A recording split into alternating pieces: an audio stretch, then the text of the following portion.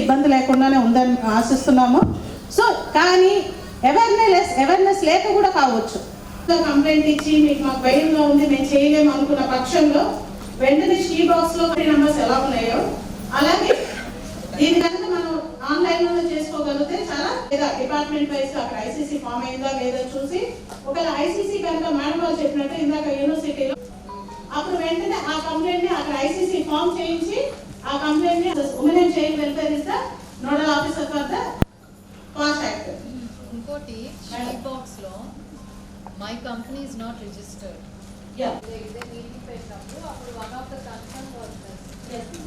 అంటే యాక్చువల్గా ఇది ఇంకా పూర్తి డెవలప్ అవ్వలేదు మేడం, ఇంకా కొంచెం డ్రాబ్యాక్ అయింది. She successfully registered.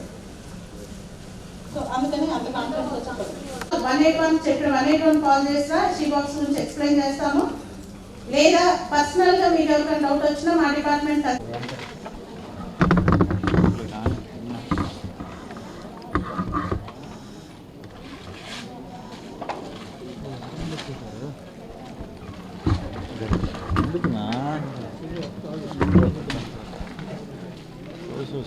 Madam madam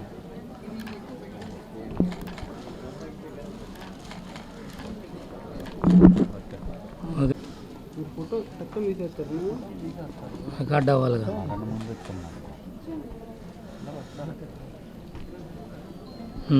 లేకపోతే ఎడ్యుకేషనల్ ఇన్స్టిట్యూషన్స్ చదువుకునే సంస్థల్లో కూడా లైంగిక వేధింపులు అనేవి కొంచెం ఎక్కువగా కంప్లైంట్స్ వస్తున్నాయి. కాబట్టి వాటి మీద మేము మొదటి నుంచి కూడా అంటే ఎక్కువ ఫోకస్ పెట్టి ప్రతి జిల్లాలో కూడా రివ్యూ మీటింగ్స్ పెడుతున్నాం.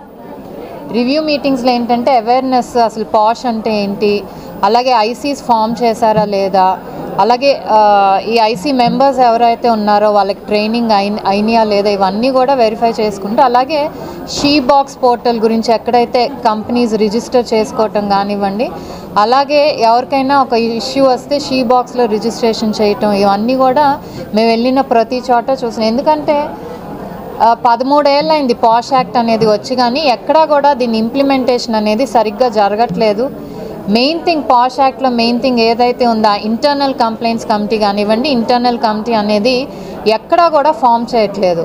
చాలామంది చాలా లైట్గా తీసుకుంటున్నారు. ఆడవాళ్ళు పడే ఇబ్బందుల్ని, ఏదైతే వర్క్ ప్లేస్లో పడే ఇబ్బందుల్ని చాలా లైట్గా తీసుకొని అదంత పెద్ద విషయం కాదులే అన్నట్టు కనీసం ఇంటర్నల్ కంప్లైంట్స్ కమిటీ కూడా ఫామ్ చేయకుండా కొన్ని కంపెనీస్ కానివ్వండి, కాలేజెస్ కానివ్వండి, దీనివల్ల ఏంటంటే ఇంటర్నల్గా సాల్వ్ అవ్వాల్సిన ప్రాబ్లమ్స్ చాలా కూడా కమిషన్ వరకు వస్తున్నాయి. ఇలా లైంగిక వేధింపుల మీద స్టార్టింగ్ మనం మొదటి నుంచి చూస్తుంటే యూజువల్లీ ఎక్కువగా మెడికల్ కాలేజెస్లో, యూనివర్సిటీస్లో, అలాగే గవర్నమెంట్ డిపార్ట్స్ కానివ్వండి, అన్ని చోట్ల కూడా ప్రాబ్లం అనేది ఉంది. అంటే రిపోర్ట్ అవ్వట్లేదు కాబట్టి హెరాస్మెంట్ జరగట్లేదు అనే దానిని అని అనుకోలేం. మాకు న్యాయం జరుగుతుందో లేదో అని చాలామంది కూడా ఈ కంప్లైంట్ ఇవ్వడానికి ముందుకు రావట్లేదు. కాబట్టి మేము ఇలా రివ్యూ మీటింగ్స్ పెట్టి ప్రతి హెచ్ఓడి కూడా వాళ్ళు రెస్పాన్సిబిలిటీ తీసుకోవాలి, వాళ్ళ డిపార్ట్మెంట్కి తీసుకొని వాళ్ళ డిపార్ట్మెంట్లో ఏమైనా ఉంటే వాళ్ళు న్యాయం చేస్తే డెఫినెట్లీ ఇంకా చాలామంది కూడా ముందుకు వచ్చి చెప్తూ ఉంటారు. ఇంకొకటి మేమేం చెప్పదలుచుకుంటున్నాం అంటే, మాకు చాలామంది రాస్తున్నారు ఇలా జరుగుతుంది, మాకు సెక్షువల్ హెరాస్మెంట్ జరుగుతుంది కాలేజ్లో అని, కానీ కాంటాక్ట్ నెంబర్స్ కానీ ఏమీ ఇవ్వట్లేదు. దానికి ఏంటంటే మేము చాలా ఎఫర్ట్ పెట్టాల్సి వస్తుంది. అంటే అసలు ఎవరు కంప్లైంట్ ఏంటి, అట్లీస్ట్ బయటకు చెప్పైనా మా వరకన్నా మీ ఇన్ఫర్మేషన్ ఇస్తే మాకు ఇంకా ఈజీగా డీల్ చేయటానికి ఉంటుంది. ఒకే ఇలా తిరుపతి నుంచి కంప్లైంట్ వస్తే ఆల్ ది వే తిరుపతి వెళ్తే చాలామంది భయంతో కూడా మేము వెళ్ళినా కూడా చెప్పట్లేదు. సో మేము ఇచ్చే అష్యూరెన్స్ ఒక్కటే, మీకేమన్నా ప్రాబ్లం ఉంటే మాతో చెప్పండి, తప్పకుండా న్యాయం జరిగేటట్టు చూస్తాము.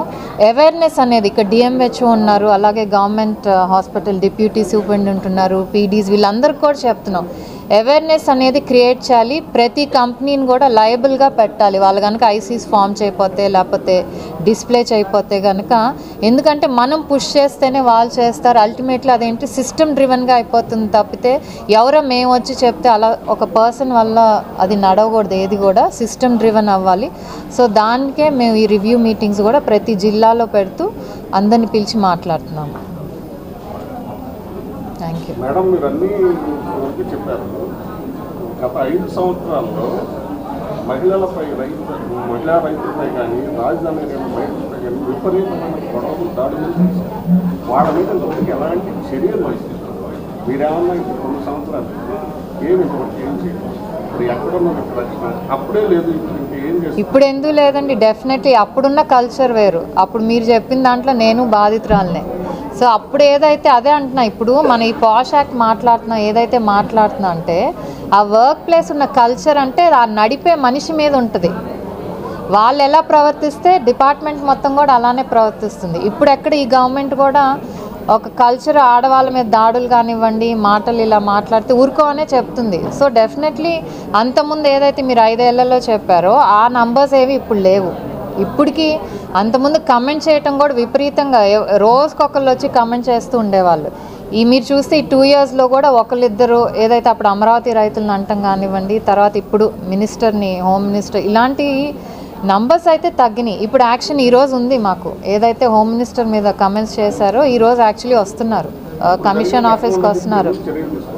లేదండి, వాటికి ఆల్రెడీ మేము రాసాము, గవర్నమెంట్కి రాసాము. ఏదైతే అప్పుడు ఎవరైతే ఇన్వాల్వ్డ్ అనేది వాళ్ళలో ఉన్నారో డెఫినెట్లీ యాక్షన్ తీసుకోవాలని రాసాము.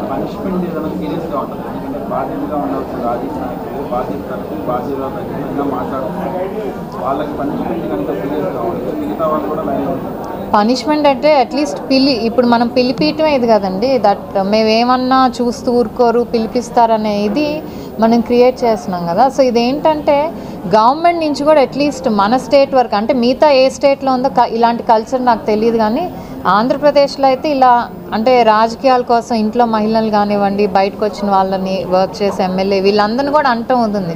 సో అట్లీస్ట్ గవర్నమెంట్ మన స్టేట్లో వరకు ఒక యాక్ట్ అన్న తీసుకొచ్చి ఇంప్లిమెంట్ చేస్తే చాలా వరకు తగ్గుతాయి.